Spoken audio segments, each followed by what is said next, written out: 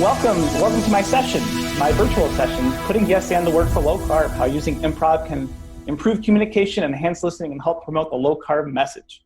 As you can see below, my name is Cory Jenks. I am very excited to be a part of this. I am a pharmacist. You can see my PharmD down there. I have a couple of fancy board certifications after my name, but don't let that fool you. I'm a human being just like all us other pharmacists. And I'm going to tell you a little bit about my story as we get into this. But what I want to do is first disclose I don't have any disclosures. I'm not tied to big improv or anything like that. I always want to make sure I'm doing that with a professional talk. And go over some objectives. And so I want to list the core tenets that make improv a useful tool for healthcare, talk about how some of the guiding principles of improv can enhance healthcare communication, discuss some of the improv fundamentals in relation to collaboration and teamwork, and then ultimately, how can we apply these improv principles to help promote our low carb message? So by the end of the day, my goals are to help you have some more confidence with the unexpected when that pops up.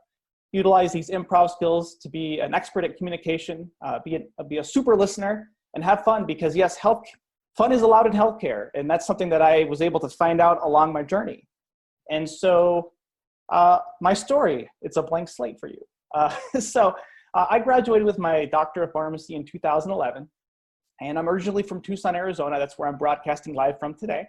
But I made the obvious choice of going to pharmacy school in South Carolina, way across the country. So I went out there, got my PharmD, came back home to Tucson, did a year of postgraduate residency at the VA here in Tucson, where I currently work. And as I got into my career, I realized I had the training, the hard skills that you get through a residency, through a doctorate program, through board certifications, but there was something missing with my patient interaction. I was finding myself really frustrated with the ability to communicate with patients, with providers. And as I was finished with my residency, my wife asked me what I wanted for my birthday. And so I said either guitar lessons or an improv class, because I'd always really enjoyed improv comedy. And so she got me improv classes. I won't play the guitar for you that I have over here, but I assure you by the end of the day, you'd realize that that is not the path that I went. And so I took an improv class. I really enjoyed it. I had fun. I realized that there are a lot of rules that we actually learn in improv, and we'll talk about some of those today. But I took another class and another class, and eventually I started performing with a company here in Tucson. And as the years and time went on, I ended up teaching improv classes, coaching improv teams, and something pretty cool happened. I realized that I became a happier pharmacist, a more effective pharmacist. My patients would tell me that I listened to them, which was something that's really rare in healthcare. And so in my position where I'm at currently, I'm actually a clinical pharmacy specialist, so dabbling back over into the professional realm. So I work with providers, nurse practitioners, physicians under a scope of practice. And so in my practice, what I actually do is when a patient goes and sees a doctor, say they have blood pressure problems or diabetes, they can actually be referred into my clinic, and I have prescriptive authority to help manage those medications. And that's what I had been doing for a long time. And so magically in 2016, I found the low carb world and have dove headlong into that, thanks to this organization and many of the other pioneers in our field. And my wife, who's a nurse practitioner herself, and I started living the low carb lifestyle and reading the books, listening to the podcast, and realizing the best approach to helping manage these chronic diseases is not jacking up insulin doses, which is what I had been trained to do. And so these two worlds of healthcare and improvisation have kind of merged for me, because I found that my little niche is applying the improv skills that I learned and being a better communicator and a pharmacist. And I think one of the biggest dissatisfiers in healthcare from a patient perspective, and I think from a provider perspective, and this is, for those watching, you're going to see the word doctor, physician, or healthcare provider, but I think health coaches, anyone who's trying to help another person to communicate can apply these skills. And so I've been doing this now for about a year, where I teach improv to other healthcare providers and organizations to help make them better communicators, better listeners, better able to deal with the unexpected question that comes up. Like a few months ago when I had a patient ask me if I could give them a prostate exam. And I told them, and you'll learn the term yes and, I said, yes, I'd be happy to give you a prostate exam. And I can guarantee you're not going to like it, and I'm not going to like it. So how do we turn these odd situations into moments of levity and connection with patients, find that empathy?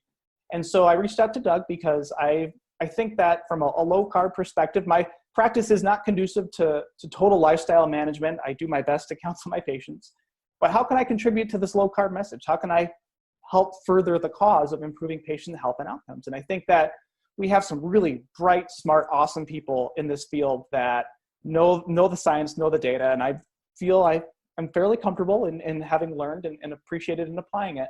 But how can we learn how to better teach that to other people, to help better share these stories and these messages, to help better connect with our patients? And so I really appreciate the opportunity to share this sort of non-traditional health topic, because the way I see it, we have a lot of really great hard skills, degrees, board certifications, classes, CMEs, like all these continuing education pieces, but it's about being able to share that information in a way that's productive and efficient with our patients, and being able to listen and connect with our patients. So I couldn't have fit all that on a single slide, so that's why I left my story blank. So we'll continue on. So what exactly is improv, right? So I do this abstract form of comedy, and people always tell me things like, oh, I have this thing that you can use for your stand-up act. And I just nod my head and say thank you, because improvisation and stand-up aren't the same thing. Stand-up comedy, you're up kind of alone, telling jokes that you've memorized, where improvisation is a form of theater where you are making everything up in the moment. It's a very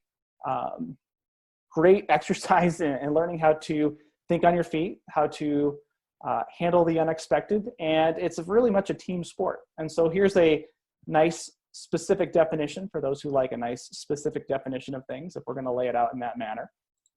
And it really is a team sport. The essence of improv is the ability to collaborate with others and bring together a shared vision. And so I think of my experience in healthcare from a provider's perspective, and I think from a patient perspective as well. We've all experienced where it does not feel like we're all working together with the ultimate goal in mind, which is the shared vision of taking care of patients and improving health. And that's what I found so refreshing about improvisation, is for a couple hours every week, I got to go to this place where we are working together. We have this shared vision. And I think all of our visions is to put the patient's health first, and to create a healthcare environment where people are actually getting better and not just stuck in the sick care system. So that's what really appealed to me as improvisation as far as a team sport. Improv also helps to teach soft skills. So you can see here, these are a list of soft skills: teamwork, communication, interpersonal skills, basically all the things us millennials in my generation suck at, right? We're not really good at soft skills. We spend all this time on our computer and our devices. And I see that when I'm working with, not to knock all of our trainees in the world of pharmacy, but we have some really smart people, but they're like robots, like they're pharmacy robots, and they have this information, but they can't communicate it in an effective way to other people. And so how do we teach this? How can I can give you drug interactions and pharmacokinetic studies, and you can memorize them and put them on a standardized test, and we can say that you check the box of being a qualified healthcare professional. But there's no real way to measure this. And what's really cool is that the University of Arizona, where I live here in Tucson, we actually do a section of improv for our pharmacy students. So we do try to impart some of these skills onto our pharmacy trainees. And does it work 100% of the time? No, it really freaks them out. They're there to learn science, and we try to teach them how to talk to people, but without the ability to communicate, all those skills are less valuable. And this is actually from, there is some literature backing the use of improvisation. So for those of you who love those, I won't knock and say boring literature studies, but reading through literature is not always the most fun thing. There is some information in the literature supporting the use of improvisation and the ability to quickly connect with others. Because in healthcare, you get, in a traditional primary care appointment, 7 minutes, 10 minutes, 15 minutes. I get 30 minutes at the max of my appointments. I'm gonna have to connect with a person and a patient if I want to, and I have to do that quickly if I'm gonna be able to be effective with them in any way. And things like role play are an effective way to help teach communication. And so improvisation is really all making it up and role playing. And the other thing that I really like about it is that it helps facilitate risk taking.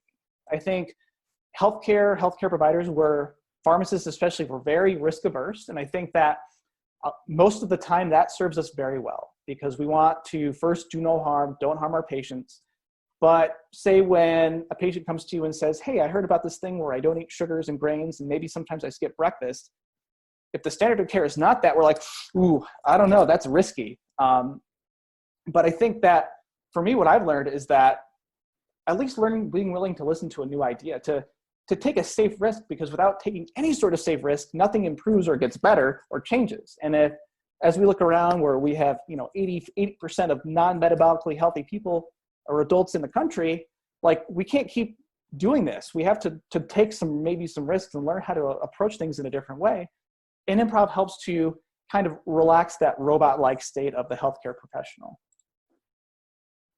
And essentially, what's really cool about improvisation is that we really take pleasure in the success of the team rather than ourselves. And if the whole team can't succeed, then what we were doing is not successful. And I think that in my experience, I unfortunately have dealt with some folks who have quite a lot of ego and are unwilling to listen to a different idea, unwilling to try a new technique or procedure or whatever it is that we want to do. But ultimately the team suffers. And so for me as a pharmacist, if I'm in an appointment with a patient and I have a pharmacy student with me and the pharmacy student asks a question and it's something I wouldn't have thought of, rather than tell them to be quiet, like, oh, hey, maybe that's a great point I wouldn't have thought of. I think that in the health coaching world, I think low carbs are really unique in that we accept that it's going to take a team effort to turn this ship of metabolic syndrome problems around. Like, it just can't be dietitians. It can't just be nurse practitioners or pharmacists. It's got to be everybody all on board with this. And improvisation kind of helps work that teamwork muscle. It helps to lower that ego in times when you need it, but it also helps to prepare you to take the ball when it comes to you.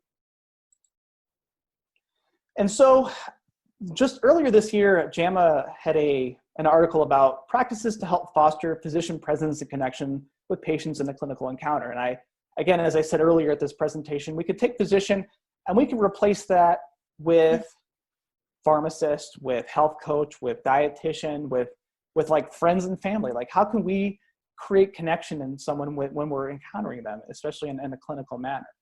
And so the 5 recommended practices are to prepare with intention, listen intently and completely, agree on what matters most, connect with the patient's story, and explore emotional cues. And so this being a virtual presentation, at this point, I'm a big fan of live and in your face, but when we have to adjust, we do our best. But at this point in the presentation, normally I'd ask the audience, like, how often do you feel when you go see your provider that they listen intently and completely? How often do you find agreement on what matters most? I think that's a big theme in the low carb space, is that we have patients that are seeking a different provider because they can't come to an agreement with their provider because they're eating this different way. Despite phenomenal improvements in their whatever markers we're measuring, they can't find agreement with the doctor. And there's some real heartbreaking stories I know that we've seen of patients or doctors firing their patients because they can't come to an agreement despite the improved results. Connecting with the patient's story, finding out their why. And I think that, again, oftentimes in the healthcare, as a provider and a participant, I often feel just like a cog in the machine, and there's no story that we get to connect with. And the best clinical encounters I have is when maybe I spend a few minutes talking about my patient's grandkids or what game was on that week. And by the end, we're also touching on and getting to the important points about their health, because it's not just a name and a date of birth in front of them. It's a human being and a story. And then being able to explore those emotional cues. The challenges we face in healthcare is the provider is sitting here on their computer looking down, and you never get to connect in that face-to-face manner. So how are we able to learn how to look up, to read someone? Because listening, and I'm giving away a little of the talk here, is not just with our ears, but it's with our eyes. And so there's these recommended practices. There's obviously a gap in our abilities to do that. JAMA wouldn't have produced this if we didn't feel like there was a gap. So how do we get there? And I think that improvisation is a great way to get to that place. And so it's, as I mentioned, it's a way to teach those soft skills and to help foster those abilities to connect with patients. So here again is going to be one of our fun, unique situations. So with improvisation, we like to warm up. We get to get our brain working in the right way. We get our, as a group, we like to have a group mind going, get people to stretch the muscle of listening and getting on the same page, and the permission to be silly, which I think in healthcare, I've found having a sense of humor has served me quite well in dealing with the frustrations and the sadness that's inevitable when you're dealing with people's health. And so there's an improv game called 5 Things. And what I'm hoping is that we can get some audience participation. And although normally in improv we say it's disposable comedy, this is being recorded for others to use, but don't worry, it is there's no wrong answers in improv, which is a beautiful thing. So the game of 5 things is simple. And what I'll do is I can facilitate it, and we'll pick someone of the participants. And I'm just gonna give you a list of I'm gonna say, what are 5 things that, and I'll give you a thing. And then you're just gonna list them off. And after you do 1, I'll say 1. And then I'll say 2 after you get to 2, 1 through 5. And then I'll say, these are 5 things. And then I'll pick someone else and we'll do another category. Now, as you're doing this, I think that we have a great mix of people on this presentation. As a pharmacist, when I've done this with other pharmacists, we're very by the book and very literal. So if I say what are 5 things you would say to someone at the airport, they might just say, they're like, well, they slow down. I don't know what I've said to someone at the airport. You can make it up. This is all, you have the ability to make it up. You could say the silliest thing and it does not matter at all. And so what I'd like to do is get a few people to try this out. And I know that I have a colleague of mine that I've taught and coached improv. He's a physician in Tucson, Peter, Dr. Ziegler. And so I'm gonna pick on him first, just so that we can get one under the belt to see how it's done. And then hopefully we can get a couple of other folks to try it out. Does that sound, well, I guess everyone's muted. So I'm gonna say that's what we're gonna do. Yeah. And so Pete, are you unmuted? I'm unmuted now. Excellent, good to see you. So we're gonna play 5 things. And so Pete, I want you to tell me 5 things you would say if you stubbed your toe. Ow. 1. Youch. 2. Who put that couch there? 3. Get the ice. 4. Where's my harmonica? 5. These are 5 things. Beautiful, Pete. So as you can see, the goal here is to get yourself out of your head and just say what comes to mind. And so with that, excellent job, Pete. And where's my harmonica? There it is. It doesn't matter what you say. It could be anything. So who else, if someone wants to unmute themselves and volunteer, and Pete, if you could come up with a think of a 5 things category, so who would like to volunteer next? So Amy is next. Pete, if you want to give her the category, and I'll count it off. All right, so I can just say the thing. 5 things you would say if a dog jumped in your lap. Oh, you cutie. 1. What are you doing? You're so 2. big. 2. Hey, puppy dog. 3. Oh, I'm so glad you did that. 4. You're too heavy. Get off my lap. 5. These are 5 things. Great job, Amy. Awesome. This is going great. That was excellent. Amy, have you done improv before? No. Okay. Well, you fooled me. That was an excellent round of 5 things. So, Amy, if you can think of another 5 things category while we get another lucky volunteer who would like to go next, or who would not like to go next, but will go next anyway. Okay, Coco, Great. you are next. I volunteered. Okay, ready? Okay, Amy. Hey, Coco. Hi. Hi, Coco. Tell me 5 things you would say when you're seeing family for the first time. You haven't seen them in a couple years. What are you doing here? 1. Good to see you. 2. Boy, you got fat. 3. I'm just kidding. Boy, you got skinny. 4. All that gray hair. How old are we? 5. These are 5 moderately rude things. Just kidding. Awesome. Excellent job, That's Coco. rude. That was great, Coco. Thank you. And so we'll stop it there. We'll give everyone a chance to regroup and prepare themselves for 1 or 2 more activities. We'll see how we're doing on time. I also know that the limits of virtual limit us, but I think that was a great round of 5 things. And so everything we do in improv, 5 things, it's a silly game. I admit it. I've played games like this in huddles at the hospital where I work to get people kind of relaxed, to get us on the same page. And what it's doing is it's allowing you to smile. We're smiling right now. It's scary. It's allowing you to do something that's scary, but do it in a non-threatening environment that's supportive that allows you to smile. it gets you thinking quickly, and it gets you really listening and in the moment with yourself. So excellent job. That was a wonderful round of 5 things. So you guys can relax now, and we won't be getting you to do anything for the time being, but give it a few minutes and we'll get there. And so the core tenets of improv. So this is essentially the rules. And when I tell my family that I'm going to improv rehearsal, they think I'm nutty and crazy because, Cory, it's all made up. What are you going to practice? And so I like to equate an improv scene like a basketball game or any sporting event that you're familiar with, in that there are certain rules you have to play by. But within that 60 minutes, anything can happen, and no 2 games are ever going to be the same. But you need to be able to dribble, you need to be able to pass, you need to be able to shoot. If you watched the NBA recently, apparently you really don't need to play much defense, but theoretically, that's a little basketball joke. You should be able to do these skills. And I think the same thing applies when we have a patient encounter or a presentation. Like, we have these certain rules that I have to play by when I'm practicing. But when that patient sits down in front of me, no 2 encounters are going to be the same. Even with the same patient, they're going to be vastly different. So your ability to do those different skills well each time is paramount to the success. And so we're going to go through these different core tenets of improv. And from there, we'll try to practice some of them. So if you leave here today learning nothing but 2 words, you just need to learn 2 words, and you will have been successful. And that is yes and. And these are the 2 most important words in improv. And essentially, with yes and, it means that we agree and build together. That is the most simple way I can explain it. So if I'm in a scene and someone says to me, "We are on the moon," my response should be, "Yes, and it's so beautiful up here," or "Yes, and we only have 30 seconds of oxygen left."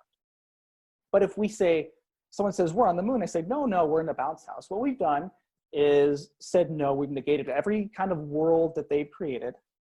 We're going to have to rebuild everything. And it really slows everything to a halt. And so for me, one of my biggest frustrations, and maybe it was because I was an idealistic young pharmacist, was that I got into my job and it was like no city all the time. Like, we say no so much in healthcare. Like, our default setting is usually to say no. Hey, can we try this new diet? No. Can I have more time with my patients to see them? No. Will insurance cover this? Absolutely no, right? It's our default setting. But how would our interactions change if we took a yes and approach? How about our work satisfaction, our life satisfaction? And I think that I say the importance of yes and with a caveat. Like, as a pharmacist, I don't just say Percocet for all when you ask for it. But what I do say is I agree to listen to what's going on with you, because when you're requesting an early fill of a pain med, or you're asking something that's beyond the law, there is something else happening. And so I can either just say, no, you're bad, we can't do that. Or we can at least agree to the idea of listening to it. And I think this is where people want to get me with like this yes and idea of like, oh, you can't literally say yes to everything. I'm like, no, I know I can't. But if I can at least agree to the idea of listening to that thing. And I think that in the low carb world, that's a big place we find ourselves in, is like, no one is even going to listen to us. I've given talks on low carb and intermittent fasting to pharmacists, and surprisingly, they're very on board. And I've given it to multidisciplinary groups, and they've been very not on board hearing a pharmacist try to talk about diet. But again, when we have this giant metabolic crisis, like, all hands on deck, let's hear these ideas at least. I'm not saying like every idea is great, but we are saying is we need to consider some of these options because our current status quo is just not getting the job done. And the nice thing with improv is it trains you to think like that. And for me, yes and improv has become a life philosophy. It's something I've done for nearly 8 years. And as my career transformed, my life transformed as well. I found myself much happier because we can apply yes and to healthcare. We can apply this idea to business. I mean, Doug, you have me doing this presentation today with nothing like specifically therapeutic about low carb, but you said yes to this, and let's get a bunch of people together to see it, to put me on the spot to see if it's good. And I love that. Like, a lot of us in this space already have this philosophy going for us. What if we do this with our families? I've found that my proclivity to say yes to going to visit my in-laws has gone up much more, and my wife's happier with me.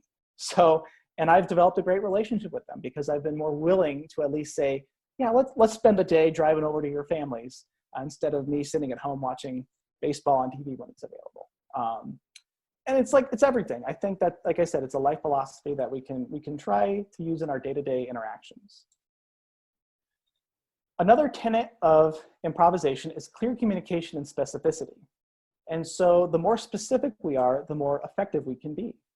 And what improv also helps us do is to learn how to quickly connect with others and create emotionally honest, unscripted, pun intended as a pharmacist, anytime I can throw a pharmacy pun in there, I'm for it, unscripted interactions. Because I think a lot of our healthcare default is a checkbox list of this is what we need to do. But when we're doing that, what we're not doing is clearly communicating what we need to. And I've had many occasions where if we don't clearly define what we want a patient to do, they're going to take the broad strokes of what we want them to do and do something totally different. I think that for example, in the keto world, like for years and years and years, fat is bad, fat is bad, fat is bad. And now, we've realized, fat isn't so bad. But we can swing too far the other way if we're not specific enough and have patients just like drinking bulletproof coffees all day long, just crushing butter and cream, and they're not losing weight. And it's like, well, what's going on? Well, we weren't specific enough to say that fat isn't bad, but we don't want to overdo anything too much.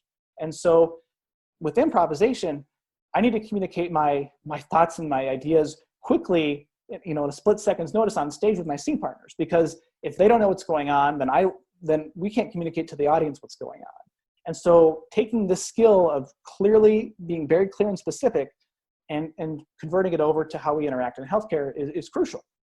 For example, if I'm in a scene and I say, give me that soda, it's like, okay, that's fine. But it's like, give me that Code Red Mountain Dew. Like, now you know who I am. I probably play video games. I probably live in a basement. Like, the specific type of the more specific you can get, the more we know about that person. I'm going to take my car to work.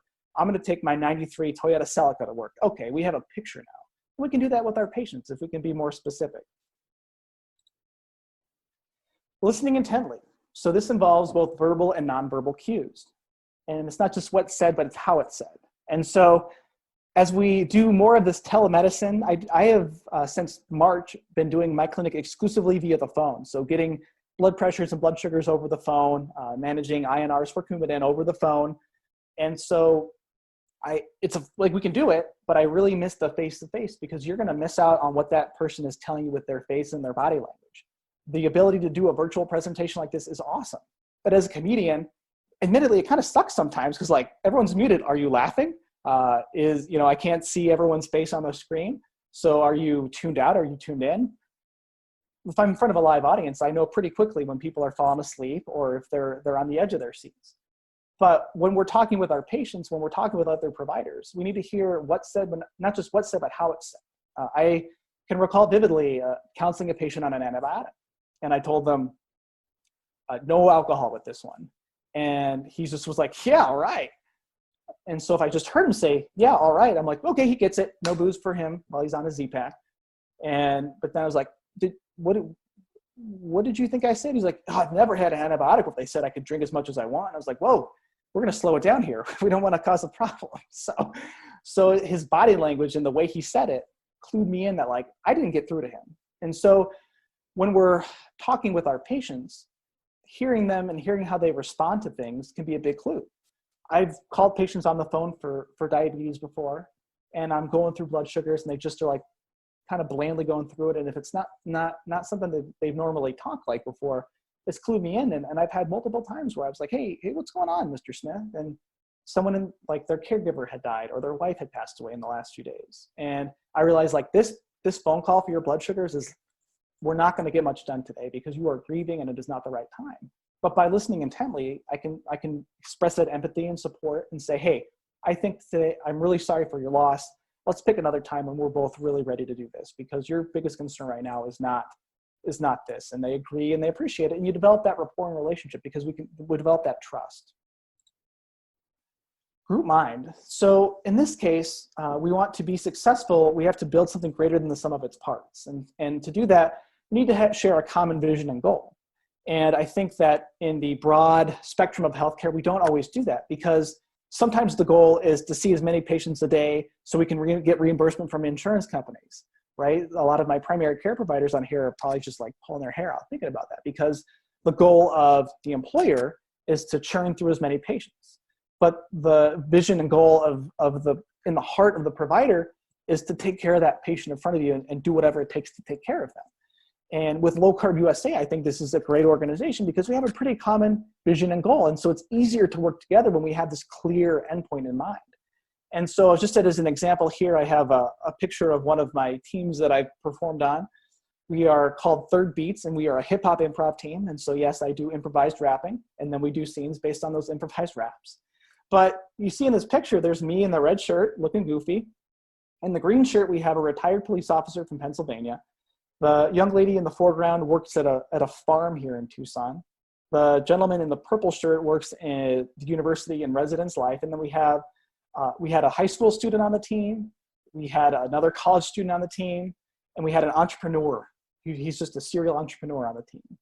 But this diverse group of people had a clear vision, and that was to do a great, fun improv show based on the idea of using improvised rapping. And we were a very successful team. And so I put that up here to illustrate that we can take a diverse group of people. We take physicians, nurse practitioners, dietitians, nurses, and I don't want to list and miss somebody, just know that I'm probably missing someone on that team.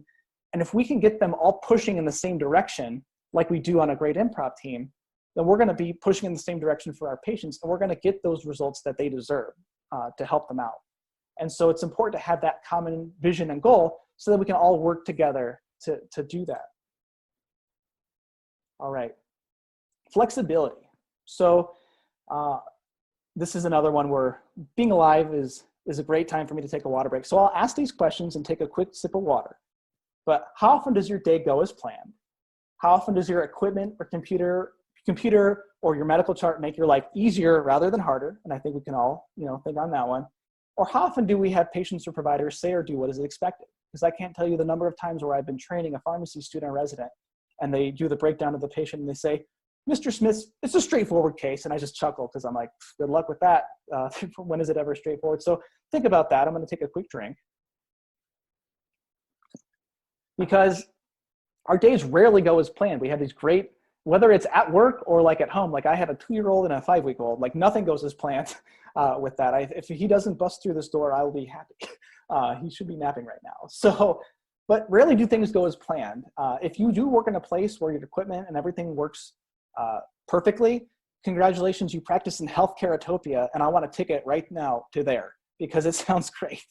And how often do our patients or providers say or do what is expected? It's rare. And how do we teach this ability to be flexible when someone asks the pharmacist for a prostate exam? Or I had a patient that was asking me about one of his metformin. We're very familiar with that diabetes med. And he said that it was causing him insomnia. And I can assure you, I looked it up just to be sure, like it doesn't cause insomnia, but this guy was like adamant it was causing insomnia, and he was very disengaged in his diabetes care. And so what do you do in that situation? Well, if I'm checking boxes by the book, pharmacist Cory, left brain, says, well, Mr. Smith, that's not causing it. So we're going to have to just do what I say. But what I was able to do was be flexible. And yes, Dan, I said, oh, you do. It's causing this problem since you started it 8 years ago. Okay, whatever you say. And let's do something about it. Let's stop it for 2 weeks to see if your sleep improves. And so I did that with him. And we're going to follow up in 2 weeks, go over blood sugars to see how much they went up because he stopped his med and he wasn't eating right. He called me like the next day, like, my blood sugar's higher. And I was like, good, you're checking your blood sugar. Like, this is a guy who wasn't even checking his blood sugar or engaged. But because no one had been flexible and engaged in his problems or his care, he had neglected his care altogether. So sometimes the ability to be flexible and go a little outside what the norm standard of care might be to get a patient on board with the ultimate goal, you got to play the long game with folks. The ability to be flexible with them really can get them on your side and get you to that ultimate goal. And then from the other side of things, like rarely will our days go as planned. Like this year, I was supposed to be going to San Diego and escaping the 110-degree heat in about 4 weeks. Obviously, that's not planned. So how do we be flexible? How do we adjust? And I think we as a society have been doing that right now. But how can we train ourselves to do that more effectively? And the skills of improvisation have helped that immensely. All right. And really, it is the ability to react to the unexpected with empathy and support. I think we all react to when something unexpected happens.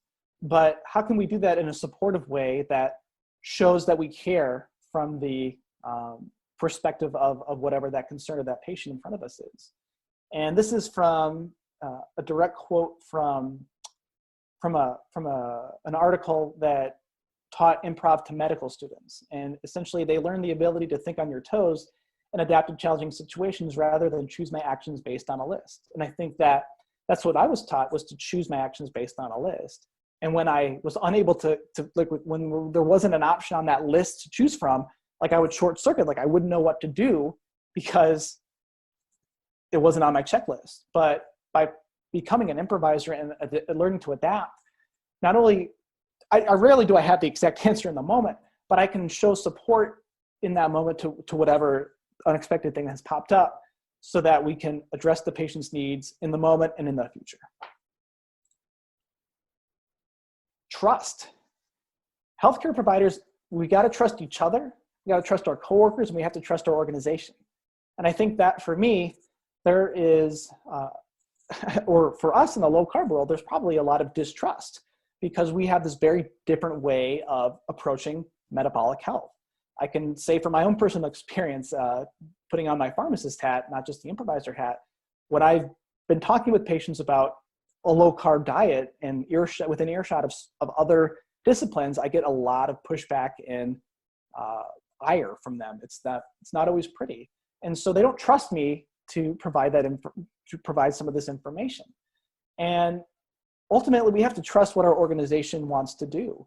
And I think that's where a lot of our moral injury in healthcare comes from, because we have spent years learning a craft, learning a trade, sacrificing those years, and then to go make people healthier, we get into a system that keeps people sick.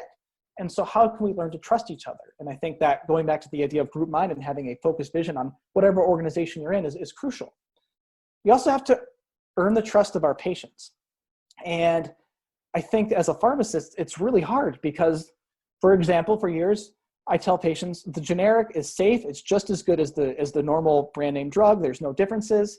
And in the last 2 years, we've had more recalls of tainted generics.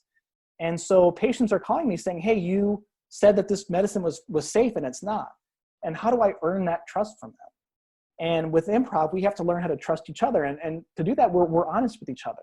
And I tell patients, we have screwed up. And we're going to do everything we can to make sure the meds you get are safe and effective. But I don't argue with them. Like, I don't say, well, you should still trust us. I say, yeah, I would be pretty pissed too, because you've been on this med for 10 years and all of a sudden it says it might cause cancer. That would be terrifying. So how can we can be empathetic and caring in that moment to try to earn the trust of those people back from us.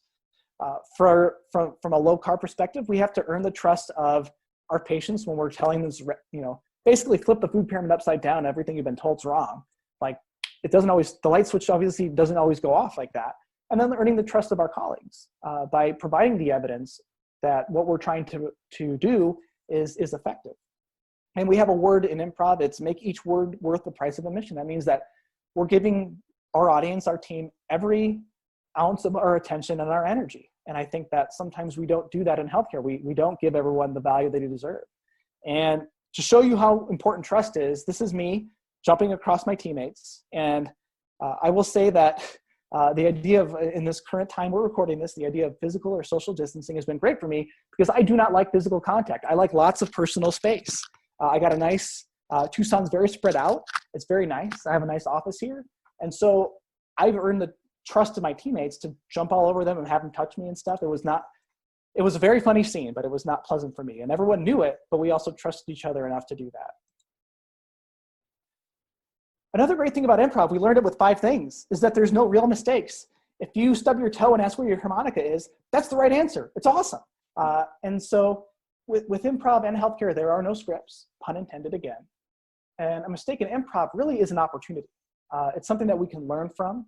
It's something that we can grow from. And I'll say this with the caveat that, of course, there are medication and other errors we have to deal with appropriately in healthcare, but the spirit is one that seeks to find a solution.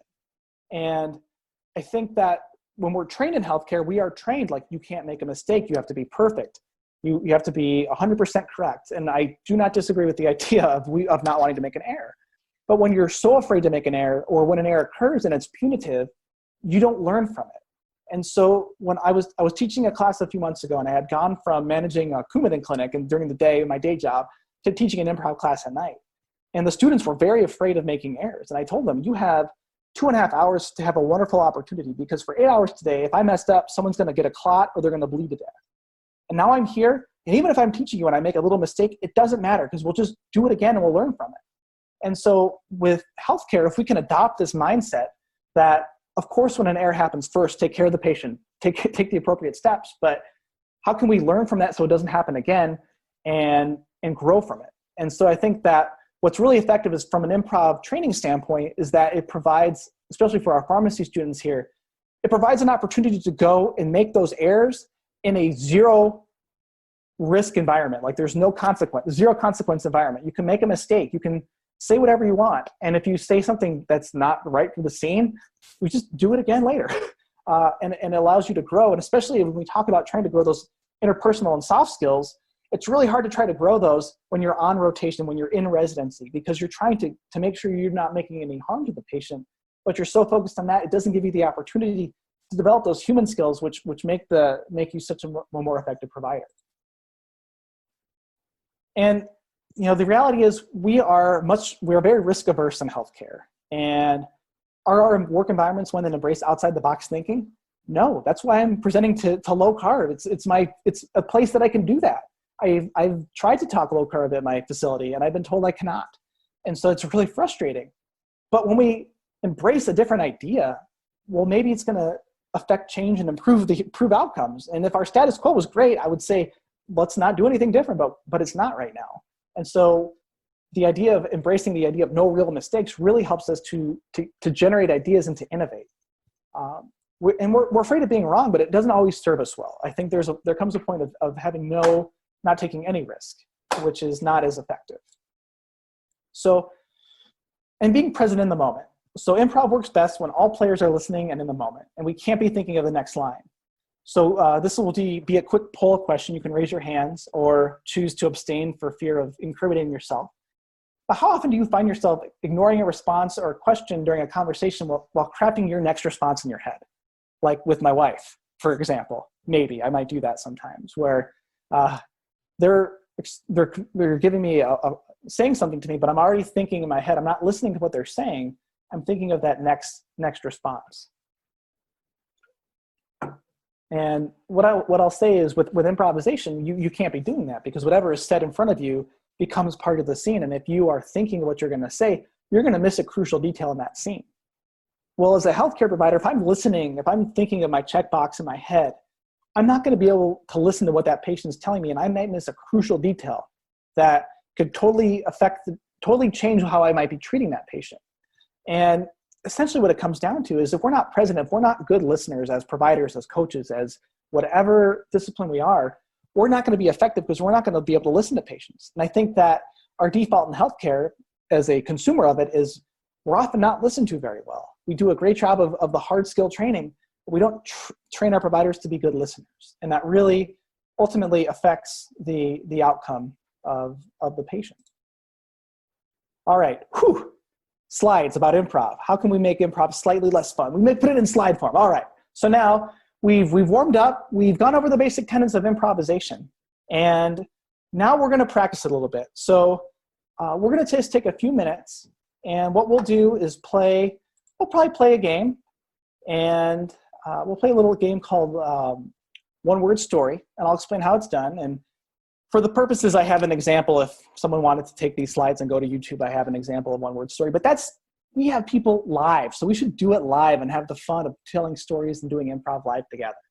And so the way One Word Story works is I'll get two people at a time. We'll have 2 volunteers at a time. And what I'm going to do is give you the title of a story that's never been told before.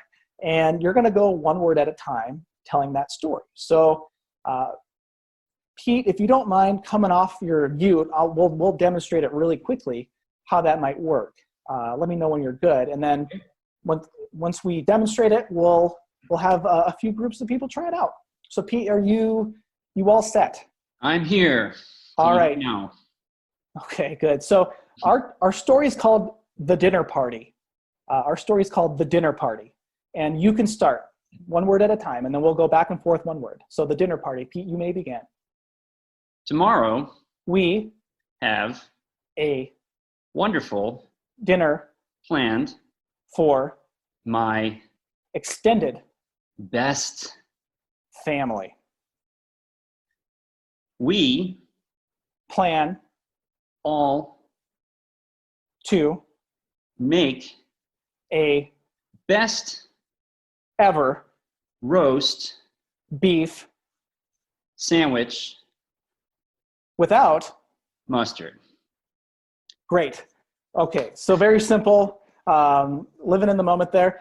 Now, for the purposes of this low carb talk, there's no wrong answers, Pete, but the correct answer would have been no bun. No bun would have been the correct answer. I know, I blew it. I realized yeah, that. you got to know your audience, Pete. I should Can't have pull it taught you back, better. sorry. Yeah, but it's out there in the universe. That's okay. So, and that's basically what we're going to do. With one word story, we are staying in the moment. We're listening intently to the other person and building a story together. And then once I feel like the story has met its ultimate end, I will say end of story, and we will rejoice with the wonderful tale you have told. So this will require at least 2 volunteers for the first go around. So who would like to unmute themselves and participate? Cindy and Chris. Yeah, awesome. All right, Cindy and Chris, the title of your story that's never been told before is The Happy Puppy. So it's one word story. The title is The Happy Puppy. And Cindy, I'll let you go first with the first word, and we'll go back and forth. Roscoe Was a small puppy. who Was very happy. to Run, and jump, through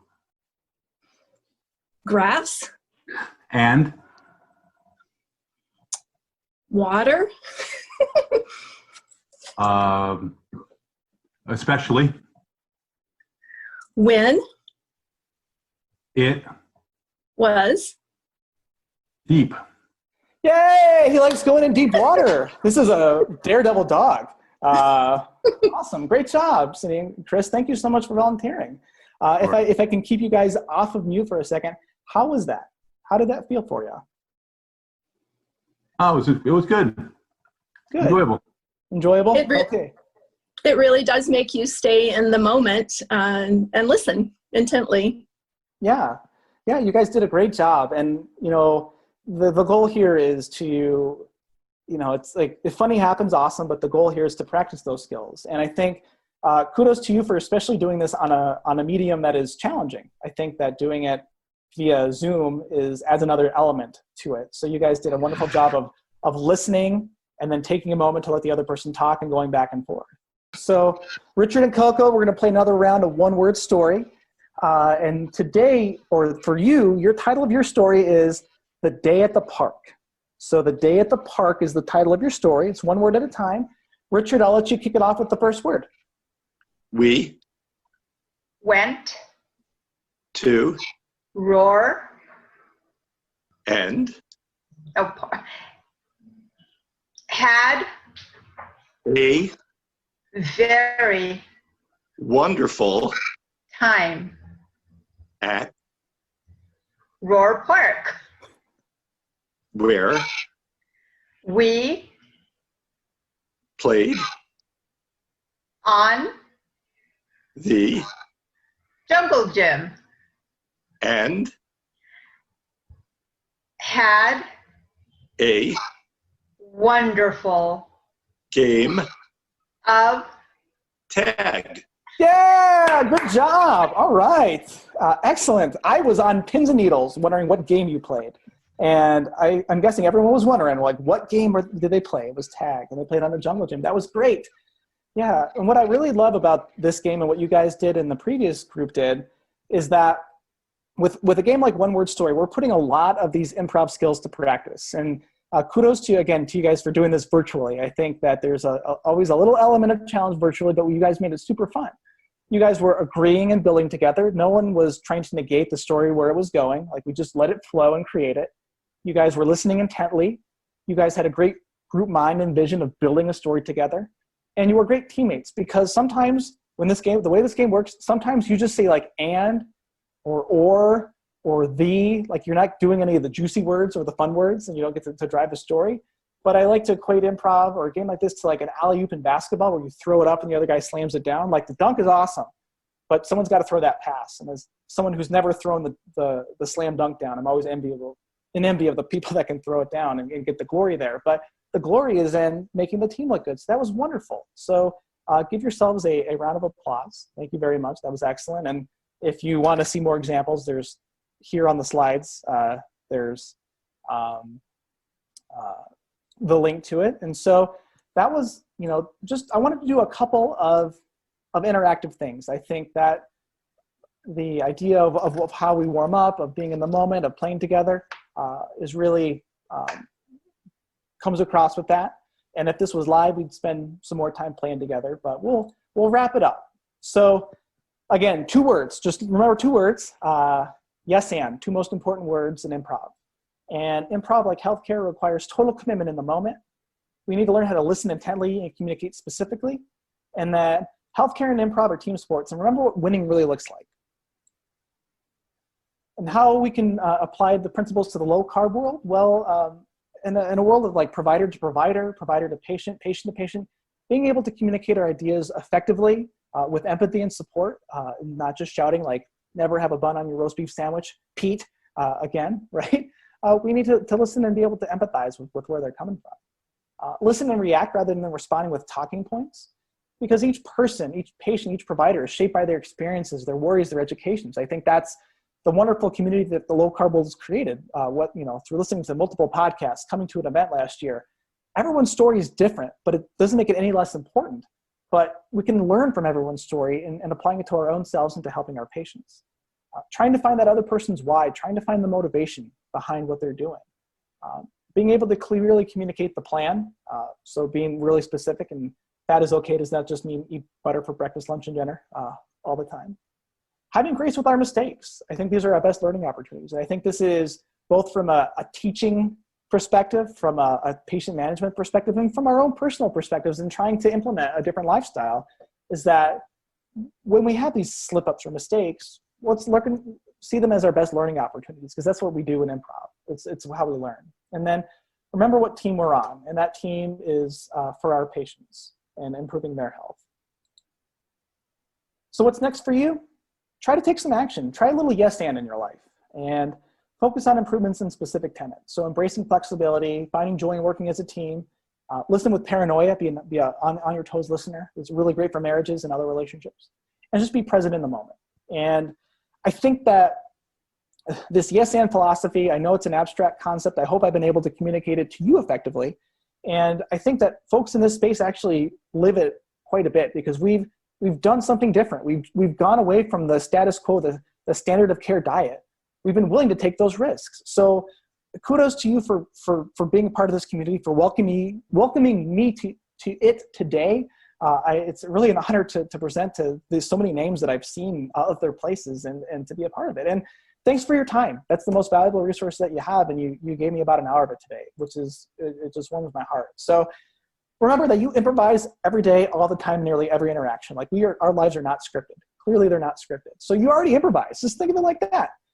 Focus on the fun that can be found in the mundane. I think what improv does is we heighten the mundane realities of every day and find fun in that. And then every interaction can be practice.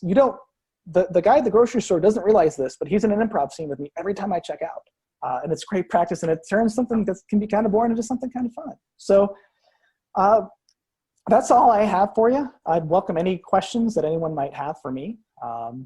And that's it. Thank you. I have a question, Cory. Yeah.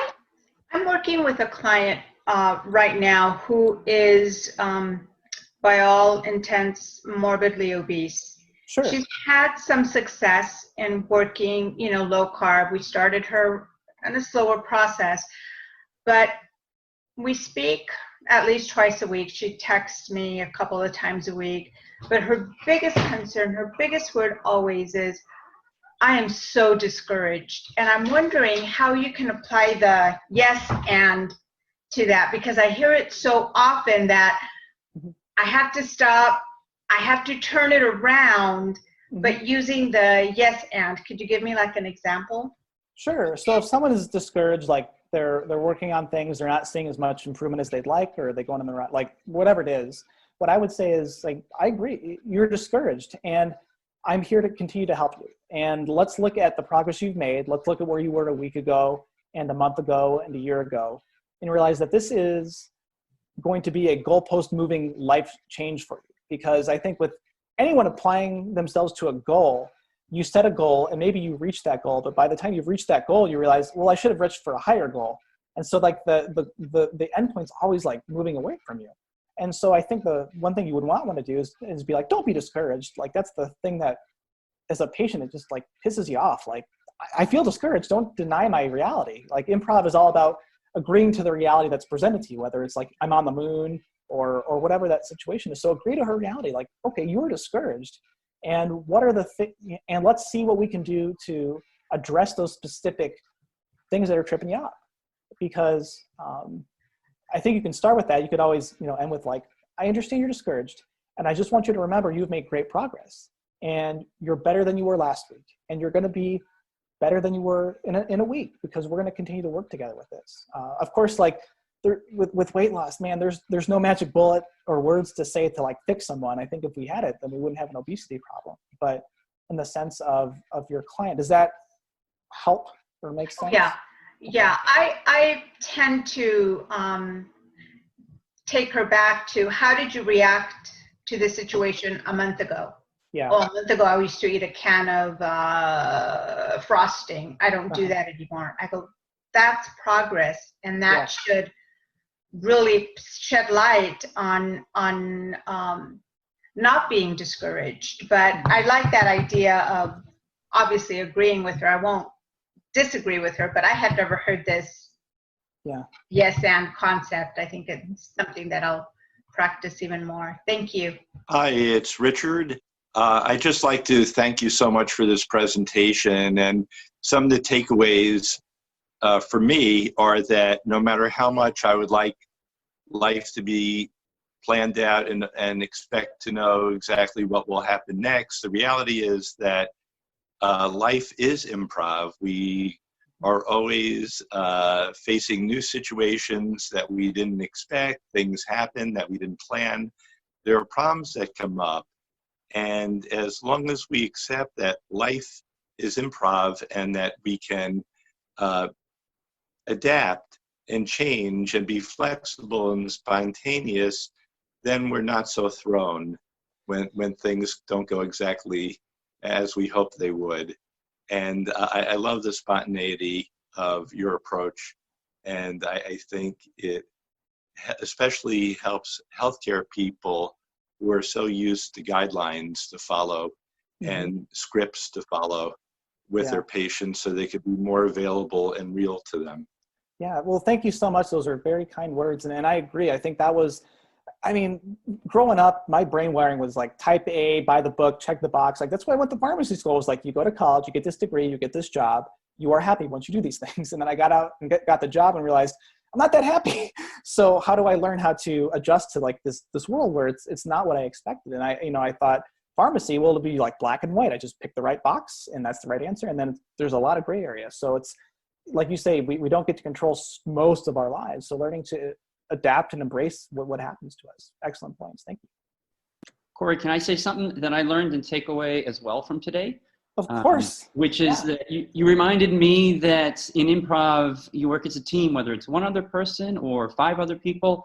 And you always taught me, we've got your back. Each person has the other person's back. Just like you had my back when I said mustard instead of bread in a low carb venue. The question about the overweight person who was feeling down, and your point is also that you've got your patient's back, and to create that conversation and create that relationship as well of, you're frustrated, you're down, but I've got your back and we're going to keep working together. And that's something that I kind of was reminded of and learned again today by hearing you talk. Yeah, thanks Pete. Yeah, that's the that's the thing. Before we go on stage, before a show, when we were allowed to do shows, we would tap, everyone on the team taps each other on the back and says, I got your back, like verbalizes that we are there for each other. And so, and I found myself saying that to patients, like, I got your back, or to coworkers, like, I got your back. And that's the, you know, a mindset that oftentimes we feel like an island maybe in healthcare. And that's the worst feeling. Or as a patient, like Coco with your patient, they might feel they're alone. And as long, just the simple act of saying, I got your back can get them back on track. Thanks for reminding me of that. You had my back there. That was a great example of like a teamwork and synergy there. Carolina. So yes, thank you for the talk. That was wonderful. It reminded me of the days when Whose Line Is It Anyway was on. If anybody watched that, that was great. And anyway, so my comment / question, I guess, is that I would love more examples, just like the metformin example, of how we can actually take this information and apply it to practice. So like a specific example, that's one where it's like, all right, let's believe the patient, let's realize they have an issue, and then what do we do? So I don't know if you have any off the top of your head, but I personally would love to hear more examples of where you were able to quickly, you know, improv, believe them, put that into practice, and what the outcome was. Sure. So one that comes to mind is, as a pharmacist, I've dealt with prior authorization requests. So to my physicians and NPs, the shudders going down your spine of having to deal with all those stupid paperwork of patients that want a medicine that is not covered by the insurance. They need further documentation for it. And so I had a patient that was new to our facility that had been on a number of medicines that were not on our formulary that required a prior authorization. And so I needed more information to get him his meds. And so like the first off is like the mindset, my default when I first graduated was like, I need to follow these rules. I need to follow these like specific things to, if like they don't have everything, they're not getting that drug. I'm laying the law down. But I changed my mindset to be like, how can I help the patient? Like he's been on these meds for a long time. So I called him and I said, hey, we don't have these on our formulary. I need to get some more information. He's like, he got angry. He's like, this is ridiculous. And so I said, yeah, it is ridiculous. And I wish I didn't have to jump through all these hoops either. But I want to get you your meds. And so if you just tell me these things that I need to hear, I can get you your medicines. And so I matched his frustration instead of fighting. So we talk about, in comedy, a lot of times people think that the funny comes from like arguments. Arguing in comedy, we try to avoid. The thing we tell our students is that people have crappy weeks and they come to the show on a Friday night to have fun. They don't want to see more arguing, they argue all week. And so what I did was I agreed with them and I got on the same team. I turned the argument from each other against the man. And honestly, it came from a place of truth. Like I hate all the paperwork I have to do to like take care of my patients. And so I said, hey, I'm with you. I'm as frustrated as you are. So let's just get these things checked off. He told me what he had like been on, what he tried. And I was like, okay, great. I can get you your meds. It'll be, you know, it won't be right away, but I appreciate you playing the game with me. And so in that sense, it turned someone who would potentially have been frustrated or angry with me in the system we're in to someone who was trusting and appreciative of me. So that's one example. Another example, do we mind if we get a little PG-13 on this Q&A? Go for it. Okay. So I had a patient that I was managing his blood pressure, and he had switched one of his blood pressure medicines because he was having erectile dysfunction problems, because some blood pressure meds can cause ED problems. And so I was trying to be professional. I said, so Mr. Smith, how are you, you know, the new blood pressure medicine, how is it helping with your erectile dysfunction? He said, you mean my boner problem? I was like, what? Your erectile? He's like, no, I call it my boner problem. I'm not talking about it unless you call it my boner problem. And I was like, well, I'm professional, but I gotta meet the guy where he is. And so I said, Mr. Smith, how's your boner problem with the new med? And so he was like, it's better. You know, we got to a point where it was a way to develop a quick rapport and trust with someone. Caroline, I hope that like kind of explains, is that a reasonable enough, are those examples enough to show how being able to adapt to that situation was useful? I'm trying to think of, I've been off work for a few weeks because I had a kid a few weeks ago, so I don't have any like right off the top of my head. But aside from those, the one where the guy asked me for a prostate exam was one of my classic ones of redirection. I had one where we had a patient new to our facility, and I wasn't supposed to see them, and I had our medical assistant come and tell me, hey, Cory, there's this crazy patient out in the lobby. She's crazy. and she's insisting to see a pharmacist. But by the way, she's crazy. And I said, that's nice of you to say. Way to characterize the patient as crazy. But I said, sure, let's bring her back and see what's going on. And so I talked to her, and she had recently transferred to our facility, and she had a seizure disorder. And so one of her antiepileptics had not been filled yet because we had been waiting on some lab work she hadn't been able to get. And she was like almost out of her seizure medicine. So she wasn't crazy. She was scared. Like, think of something that you depend on, your wallet, your smartphone. Like, for those of us who are healthy enough to not have to worry about something like that, something that we are attached to. And like for her attachment was not having seizures. And so no one had explained to her that she needed to get lab work done to get her medicine so that she could, resume her meds from transferring to the facility. And so as an improviser, using those skills, it was a matter of empathizing, matching her behavior, and then clearly communicating what the problem was. Because the problem wasn't we have an angry patient. It was we have a scared patient who hasn't been properly informed on our procedures for refills and the reasons why things haven't been filled. So I was able to explain the situation, and that I would get her medicines filled, and go get your lab work done and we'll fill it. And if there's a problem with the labs, your doctor will call you. And so she went from being a crazy patient to being appreciative of understanding like the process that she had not been educated on. So, and I think, like, how many patients do we encounter in healthcare that are labeled one way, but it's really a matter of not being able to listen to them or to find out what their real problem is, because we're so rushed, because we can't generate that empathetic interaction in the moment in a short period of time. It's so easy to punt people off to another provider without really, fixing their issue. Hi, Richard again, just a quick comment. That's a wonderful example of yes and. So instead of acting defensively, oh no, there's this crazy woman who's going to yell at me, you said, yes, and if I were you, I would also be worried about not getting my medicine and having a seizure, because you know what that's like and all the consequences that go with that.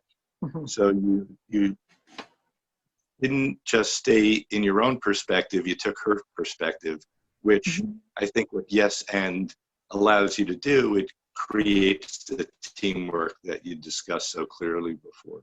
Mm-hmm. Yeah, thank you. Yeah, that's what we're able, we're able to do. And I've had other pharmacists that have done the training. My wife's a nurse practitioner. She's improv trained.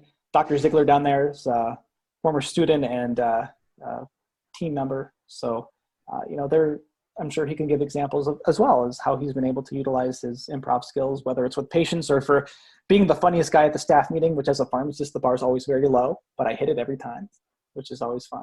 I have a comment. I'm not sure if it's going to turn into a question, but it just makes me think of different scenarios, Cory. I've worked in healthcare as a radiology tech for many years in a hospital and in an orthopedic office.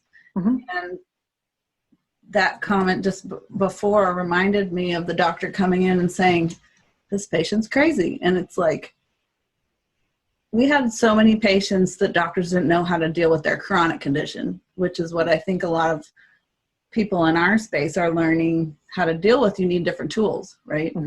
So, if somebody had chronic pain, especially as an orthopedic surgeon, they couldn't do surgery and they couldn't give them quick medication or physical therapy. They still had to think outside the box, how am I going to fix that? So it's a really great reminder to be an innovative. Yeah, you got to be able to deal with what the patient's giving you. Like, I'll give one more example. I know we're running a little long and it's a Saturday afternoon, so again, appreciate it. But I had a patient that was a blood pressure patient that he had been put on a medicine. It was hydralazine. You don't know who the patient is, but it was hydralazine.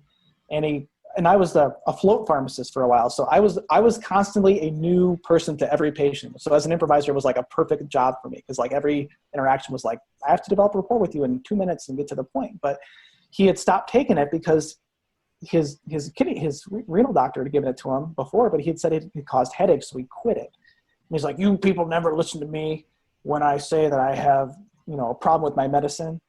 I thought, wow, you're really... The doctor, like, you told the doctor it caused headaches and they gave it to you anyway. Like, I'd be upset too. And so again, being able to empathize in that situation. And then I noticed like he had a hat on from some like concert he'd been to. So I was like, hey, well, how was that concert? So we like redirected and talked a little bit about his like motorcycle gang that went to this concert or whatever with his, but then we circled it back eventually to trying a new blood pressure medicine. But I agreed with him that I would be upset too. Like I find myself, and maybe it's an indictment of healthcare. Like I find myself agreeing with these angry patients a ton because no one listens to them. So the ability to adapt to that individual situation versus like, you need this drug, check the box. I don't care if it causes you a side effect because I don't have the side effect from it. Well, you walk around with a headache all day long and see how long you want to do that. Let's find a new solution. So. Yeah, that's great. And the empathy and listening and acknowledging is a really good point. Thanks. Yeah. Good, Cindy. I was just going to ask, where can we sign up for your improv class?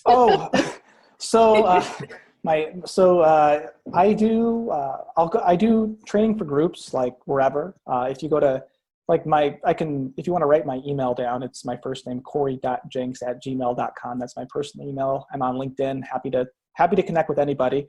If you go to improvrx.com, it's a very clever title since I'm a pharmacist and I do improv. There's more information about what I do, but I can travel and you can email me, LinkedIn me, and I could travel and set something up because as I was going in my improv career, like you could go and try to like make it on Saturday Night Live and with like 2 kids and a job, and I like it in Tucson. That life wasn't for me, but I thought, how can I apply this and grow the craft of improv? And I realized healthcare and healthcare primarily is just a great avenue to help develop this skill to make a difference. So short story, way too long. You can contact me directly and happy to travel and set something up where do it virtually or do it in person when we're allowed to gather again, which is always more fun. But if I can't adapt and improvise to do it virtually, then I guess I'm not worth being an improviser. So it'd be pretty ironic if that was the case.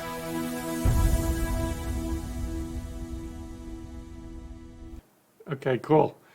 Okay, so obviously, everybody, you would have noticed that we pre-recorded this. He felt like it wasn't really going to be that effective without that interactive sort of component for part of it, at least. So we pre-recorded all of that, and it ran really long, and so we don't really have that much time. Maybe we've got a lot of people asking about actually, it was asking about your whether you train anybody, and I've forgotten that that's kind of how we ended this this actual session. So maybe maybe even now, if you want, you could pop up. I think, are you able to share a screen? Are you able to pop up something with your details on? Yep, I'm doing it right now. Yeah, there you go. And so I'm not seeing any real. What if a group? I mean, you're talking groups. You're talking like a surgery or something like that. If a group approached you and said, like, all right, we want you to coach us on this. Like, what would that look like? If say you traveled to their facility or whatever, so it would depend on the group size. I can do a small group like we did on the recorded call. It could be a larger group, anywhere from like 5 to 20 to 30. Break it up, half a day, full day, a few hours over your lunch period, and I just tailor it to the group size, to what your particular mission is, and what you saw today. I've had to adapt this message, obviously, during COVID to a virtual situation, and admittedly, I'm just going to say, virtual is not as effective as in person. But what we do is we get together and I talk about these tenets that we talked about today. I explain the why, like why does improv make us better healthcare providers? And then we spend a lot more time doing the hands-on activities that you saw in this presentation. Of course, I tailored this to something where we provided you the information, showed some examples of the application. But when I come into your group, what we do is we spend a lot more time doing the activities and then talking about how it applies to our interactions with patients, our interactions with each other, and how we do become more adaptable, more flexible. And something I've really thought about is how it really humanizes the healthcare experience. I think a lot of us here at LowCarbUSA, whether provider or patient, feel like a cog in the system. As Dr. Lenskis was talking about the other day, it really leads to burnout. And so how can we humanize that healthcare experience? As a pharmacist, I'll make a pharmacy pun. take you from just being like a paper script and like sticking to a script to actually listening and responding to that human being in front of you. And does it fix the system that creates the burnout like Dr. Lenske has talked about? I have not fixed the system yet, but I have found a way to be more satisfied with that. So that's, again, probably a longer answer. Hopefully that provides a good overview of what I would be doing.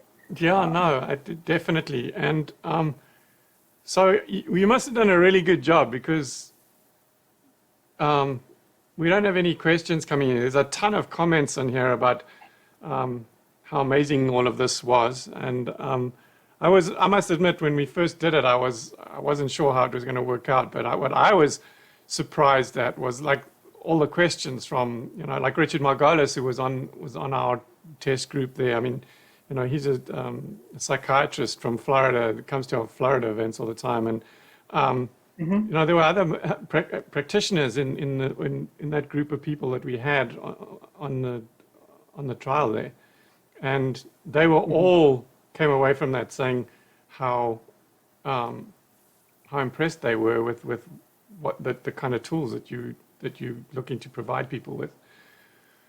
So yeah, well, I don't see, and your name's not Dave. Your name's not Dave Feltman, by the way. I'm sorry about that.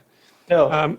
My mother's maiden name is Feldman, so I would be Cory Feldman if I had taken my mom's name, but not like that Cory Feldman, obviously. So, yeah. But yeah, and I appreciate to the comments, to all the anonymous comments that are coming through. I'll take Doug's word for it. I really appreciate it, and I really appreciate being a piece of this puzzle to fix our metabolic issue. I loved Dr. Hampton the other day talking about finding the patient's why.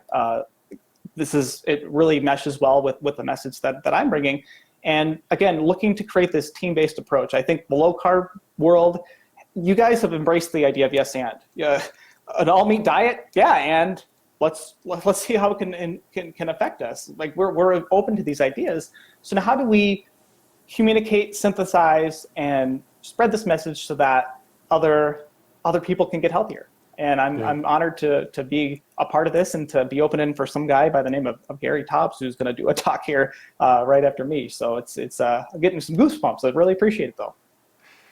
Yeah. So I think if we don't have any other questions, then we can jump off here. Wait. He says she says she can't read the contact info somehow. Maybe she's on a phone or something. Okay. Do you just want to read it out again slowly so people get it? Sure. Let me go back to the application window here. So my name is Cory, and that's C-O-R-Y. I think you threw an E in there on the outline, which is fine. My parents were cheap; they didn't buy the vowel, so it's C-O-R-Y. And my last name is Jenks, J-E-N-K-S. The email is C-O-R-Y, Cory.Jenks, J-E-N-K-S @gmail.com.